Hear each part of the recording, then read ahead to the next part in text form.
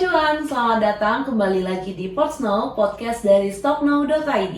Nah, bersama saya Dinda Siangira, untuk memasuki awal tahun, pasar saham Indonesia ini kembali dihadapkan pada satu pertanyaan klasik, yaitu January Effect. Nah, IHSG ini bakalan lanjut rally atau justru siap koreksi nih?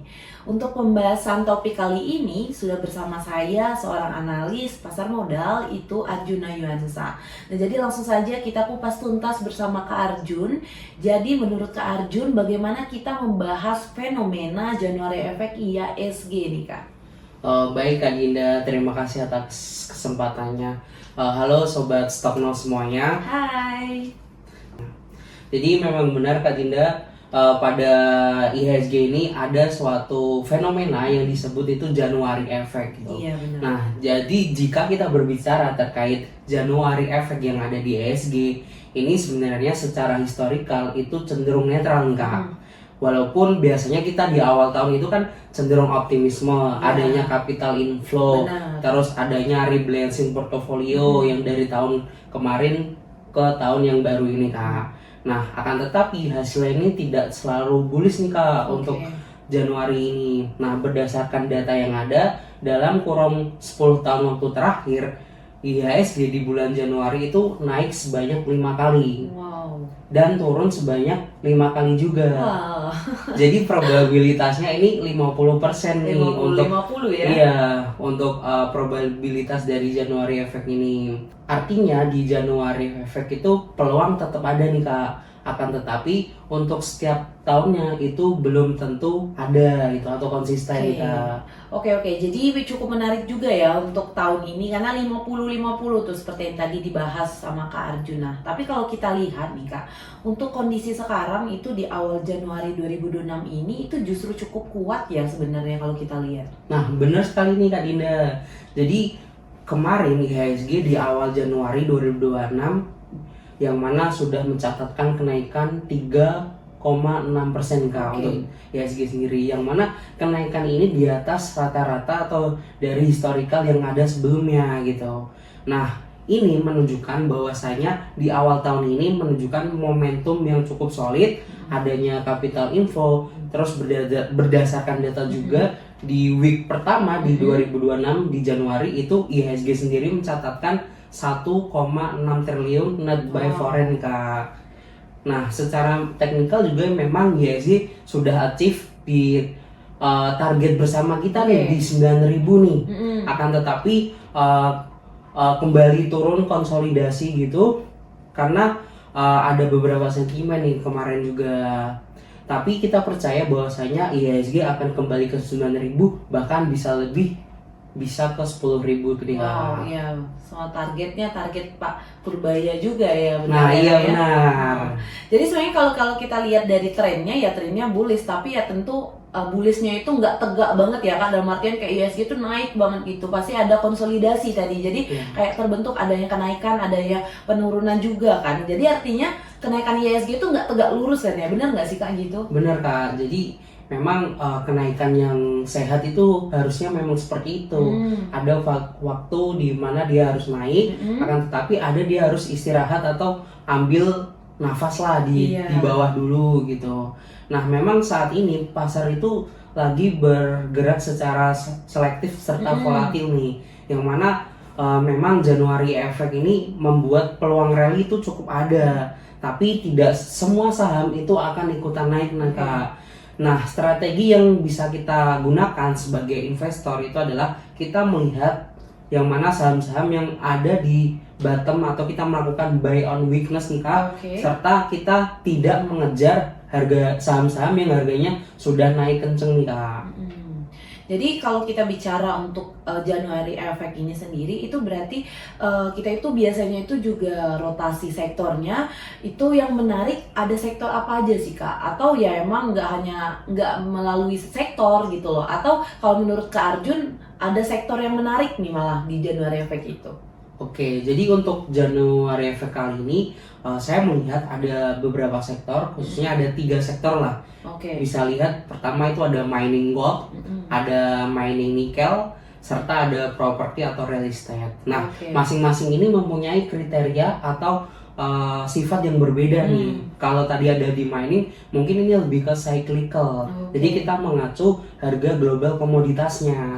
Tapi untuk yang properti atau real estate ini cenderung yang defensif nih. Jadi di portofolio kita ada saham-saham yang memang by cyclical itu lagi momentum sekali, tapi ada yang mendefensifkan portofolio kita gitu. Nah, yang pertama mungkin dari sektor gold nih Kak. Iya, gimana tuh Kak sektor gold kan, karena apalagi ada ya perang dagang, tak perang banyak lah ya kegiatan ini ya. Untuk sekarang lagi rame banget ya masalah dua negara untuk Venezuela sama dengan US. Jadi ya itu kira-kira gimana nih Kak untuk melihat sektor gold sendiri? Memang untuk gold sendiri ini sangat diuntungkan dari sisi makro ya.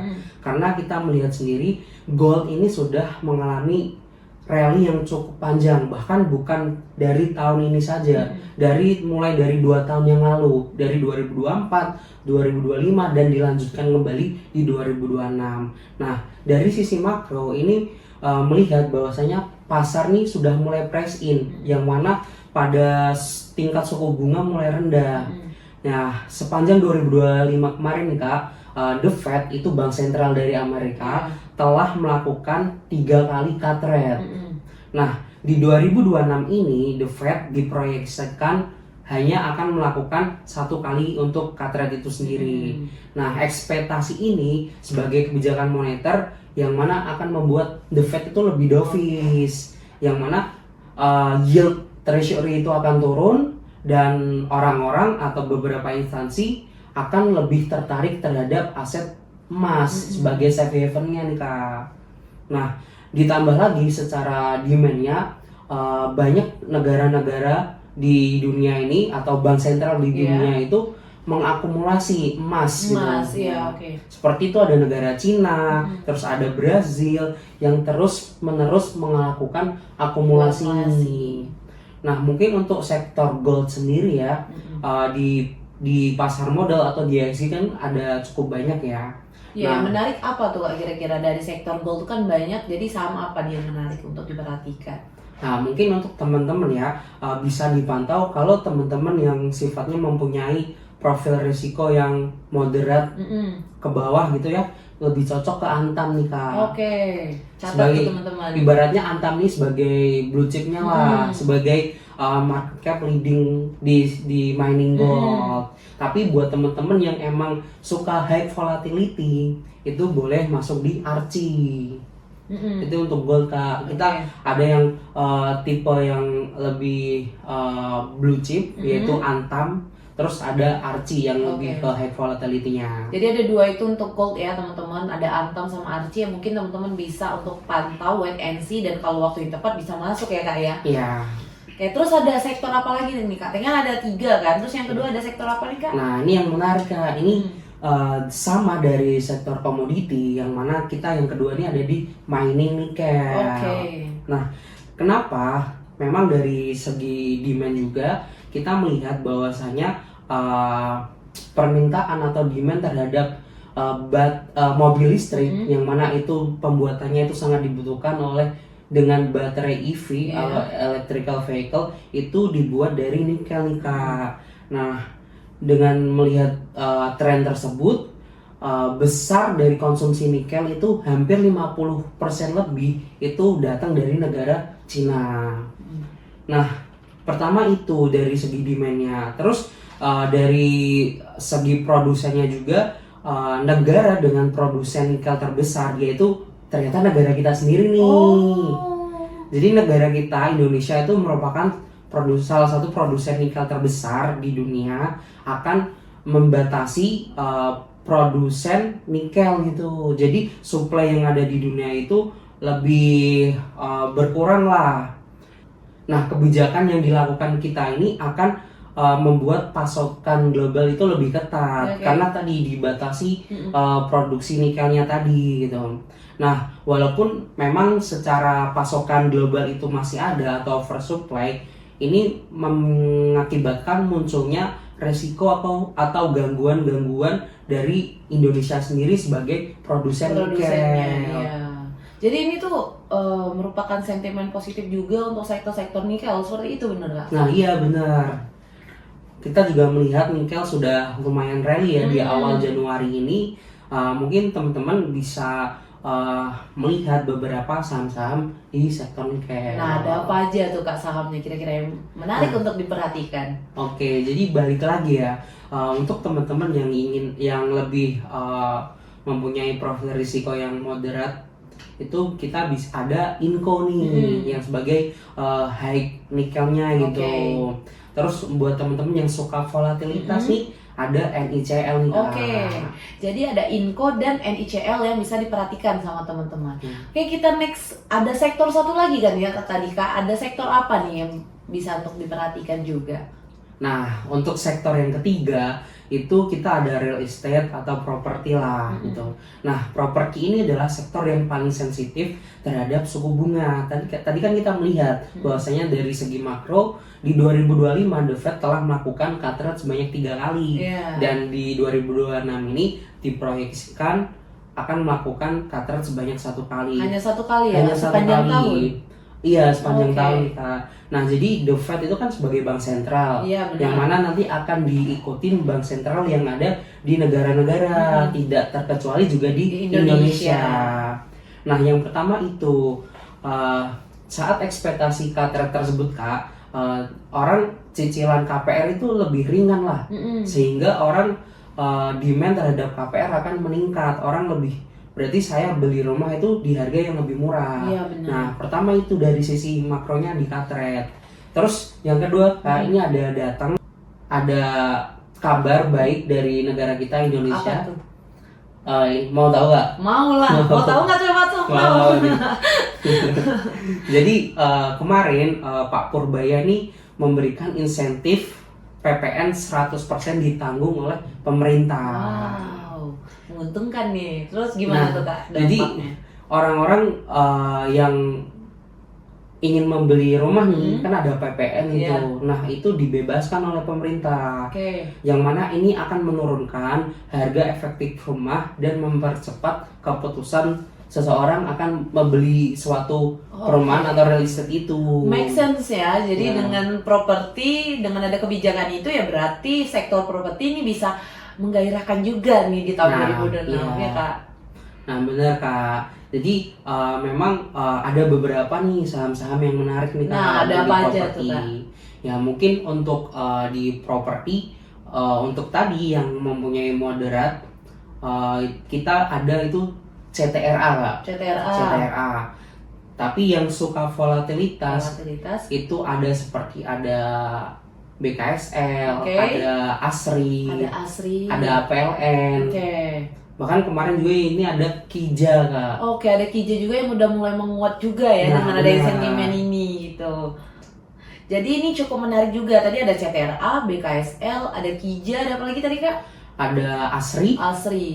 Nah, jadi untuk teman-teman Stock Now di sini sobat cuan semuanya itu bisa diperhatikan ya beberapa tadi yang sudah mungkin disebutkan sama Kak Arjun. Nah, ini mungkin bisa dimasukin ke watchlist, bisa menjadi potensi juga, siapa tahu kan ya. Karena itu tadi ada alasan juga kenapa 3 sektor itu tadi menarik. Nah, jadi ini bisa nggak sih Kak kita simpulkan bahwa ya Januari Effect ini tuh sebenarnya itu soal bagaimana sih kita memilih saham dengan sektor yang terbaik pada waktunya gitu. Nah, benar Kak.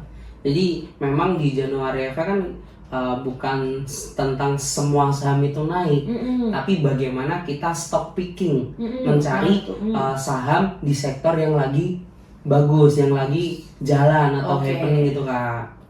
Jadi kita ngikutinnya itu bukan hanya kita ngikutin, oh ini naik, tapi kita tahu juga, oh kenapa ini naik, karena ya memang sektor ini ada sentimennya juga, jadi gitu ya Kak ya. Oke nih, Sobat Stock Now, jadi untuk January Effect, itu tuh bukan soal semua saham auto naik, seperti tadi yang disampaikan sama Kak Arjun ya.